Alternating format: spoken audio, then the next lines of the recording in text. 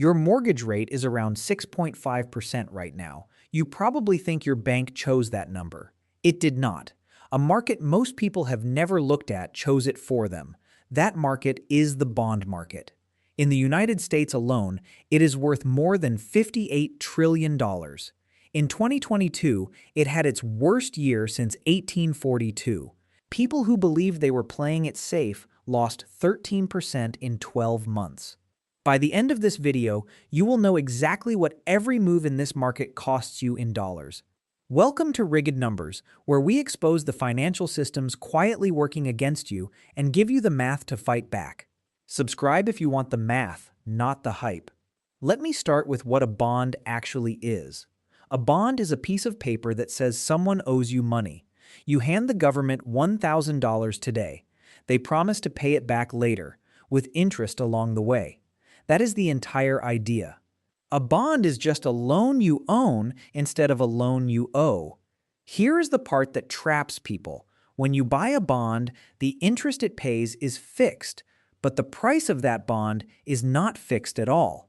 If you ever need to sell early, you sell at whatever the market will pay. And the market pays based on today's rates, not the rate you locked in. A bond can be safe if you hold it to the very end. It can be a loss if you sell in the middle. Most savers never learn that difference until it costs them. Who borrows this way? Three groups, mostly. Governments borrow to fund themselves. Companies borrow to grow. Cities borrow to build roads and schools. The U.S. government alone issued about $4.7 trillion in treasuries in a single recent year. The total stack of treasuries outstanding now sits near $28.6 trillion. That is one slice of a $58 trillion U.S. market. And you almost certainly own bonds already. Your retirement account holds them. Your pension fund holds them. Target date funds are filled with them as you age. So this is not a distant Wall Street story. The bond market is sitting inside your own savings right now. When it moves, your nest egg moves with it, quietly, in the background. Bonds are not complicated. What gives them weight is the scale. The U.S. bond market is worth around $58 trillion. The global market is more than $145 trillion. The stock market gets the headlines and the movies. The bond market is larger, quieter, and far more important to your daily life. It sets the price of borrowing for almost everyone you know. Now, here is the single rule this entire video runs on. When interest rates rise, bond prices fall. When interest rates fall, bond prices rise. Read that twice because everything else depends on it. Rates up, prices down. Rates down, prices up. That is the seesaw at the center of all of this. Why does that happen? Imagine you own a bond paying 3%. New bonds start paying 5%. Nobody wants your old 3% bond anymore. So its price has to drop until the math works again. The bond itself did not change. The world around it did. Let me prove the rule with a small number. Say you put $10,000 into a bond fund. That fund has a duration of 6. Duration is simply how much you lose for every 1-point rise in rates. Rates climb by 1 point, you lose 6% of your money.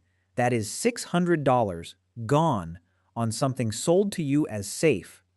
Now stretch that same idea further. Put the $10,000 in a longer fund with a duration of 12. The same 1-point rise now costs you 12%. That is $1,200 on the same starting money. The only thing that changed was the duration number. Longer bonds swing harder. That one fact explains most of what happened in 2022. Every disaster in the rest of this video is that one rule operating at a larger scale. Now, let me connect this directly to your life. The bond market sets your mortgage rate. Your bank does not invent that number. It follows the 10-year Treasury, which trades in the bond market every single day. That Treasury yield sits around 4.5% today. Your mortgage sits near 6.5% because of it. The gap between the two is roughly the bank's cut. Consider Brian. Brian is not rich and not reckless. He just wants to buy a home with a $400,000 loan over 30 years. Watch what the bond market quietly does to him. In the first case, rates are calm. Brian locks in at 5%. His payment is $2,147 a month. Over the full loan, he pays $373,023 in interest. That is already more than half the price of the house, just in interest. Now rates drift higher. Brian locks in at 6.5% instead. His payment jumps to $2,528 a month. His lifetime interest climbs to $510,178. That is $137,155 extra dollars for the exact same house. What does that $381 a month actually mean? It is a car payment. It is a month of groceries for a small family. Brian hands that over every month for 30 years and gets nothing extra in return. Now the bond market really moves against him. Brian locks in at 7.5%. His payment is $2,797 a month. His lifetime interest reaches $606,869. He will pay more than $1 million total for a $400,000 home. Look hard at that last case. The other $600,000 is pure interest. That interest does not vanish into the air. It flows to the lenders who bought the bond your mortgage was packaged into. Your monthly payment is somebody else's bond income. That is the machine, working exactly as designed. Same house, same Brian, same down payment. The only thing that changed was the bond market. Between his best case and his worst, he pays $233,846 more dollars. That is a second house, lost to a number he never voted on. There is one piece of good news here. A mortgage rate is not a life sentence. If rates fall later, Brian can refinance into a lower one. The bond market giveth, and sometimes it giveth back. The trick is knowing when to act on it. Now widen the lens for a moment. There are millions of Brians signing loans every year. Each one is handed a rate set by the same market. Small moves in that market ripple across the whole country. A half-point shift changes what an entire generation can afford. The bond market does not just price one house. It prices the housing market itself. And do not assume renters are safe here. Landlords borrow too. When their costs rise, your rent tends to follow. The bond market reaches into your life, even if you never sign a mortgage. The bond market handed Brian a $250,000 bill without ever sending him an invoice. You have been told the safe thing to do is buy bonds. Stocks are the gamble, bonds are the shelter. Park your savings there and sleep at night. That is the standard advice. In 2022, that advice quietly fell apart. How did it happen so fast? The Federal Reserve raised its rate from near zero to about 4.5% in 1 year. The 10-year Treasury yield jumped from 1.52% to 3.88%. Rates rose at a speed most savers had never experienced, and the rule did the rest. The Bloomberg U.S. Aggregate Bond Index fell about 13% that year. That was its worst year since the index was created. The benchmark government bond fell more than 15%. Even a balanced portfolio of stocks and bonds dropped around 16%. People who fled to safety were hit anyway. Think of it as a seatbelt bolted to the same crash.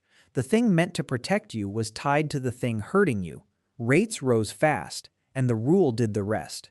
Rates up, prices down, savings gone. What made it worse was the timing. Stocks fell at the same time as bonds. The usual rescue plan failed completely.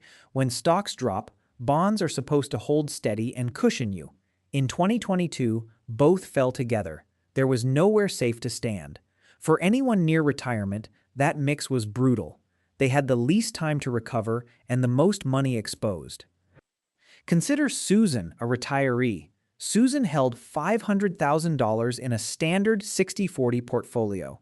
In 2022, that mix fell around 16%. On paper, Susan lost roughly $80,000 in a single year. She did nothing wrong. She simply owned the safe mix everyone told her to own. And the history is worse than you might guess. The Wall Street Journal called it the worst bond market since 1842. Not 1942, 1842. That is older than the light bulb. That is how rare a year like this really is. So what separated the small losers from the large ones? One number, duration. Remember, duration is how much you lose for every 1 point move in rates. A saver with $50,000 in a short-term bond fund lost a few thousand. A saver who held long-dated treasuries lost closer to $8,500 on the same amount. Same year, same rate move. The difference was a number almost nobody bothered to check. Put a real number on the long end. Take a fund with a duration of 15. Hit it with a 4-point rate rise. It can lose a third or more of its value. That was the long end of the market in 2022. The savers who reached for a little extra yield reached straight into the fire. They were not greedy. They were simply never shown the duration number on the label. The lesson is not that bonds are bad. Bonds still have a place in most plans. The lesson is that safe is not the same as risk-free. Every bond carries the rule inside it. Ignore the rule, and the safe choice can quietly become the costly one. The number nobody checks is the number that decides the damage. So the bond market can hurt you. It can also warn you if you know where to look. Let me show you 4 signals it sends out constantly. Most people walk right past every one of them. The first signal is the yield curve. Normally, longer loans pay higher rates than shorter ones. That makes sense. More time means more risk. Sometimes that flips. Short-term rates climb above long-term rates. That flip is called an inversion. Why would short rates ever climb above long rates? It sounds backward at first.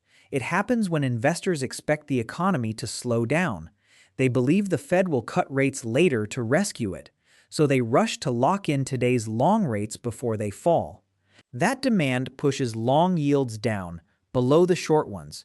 In plain terms, the bond market is betting on trouble ahead.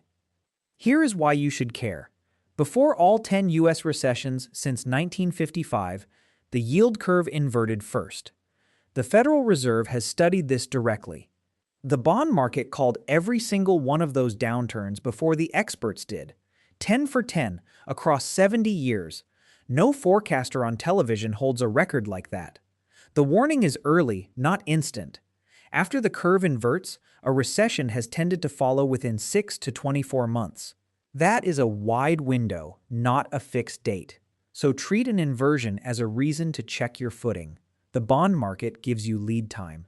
Most people waste it. The second signal is the Treasury yield itself. It is the base price of money for the whole economy. Your mortgage, your car loan, and your credit card all price off it. When it moves, your cost of borrowing moves with it, whether you notice or not. The third signal is the spread between safe and risky bonds. When that gap widens, investors are getting scared. When it shrinks, they are calm again.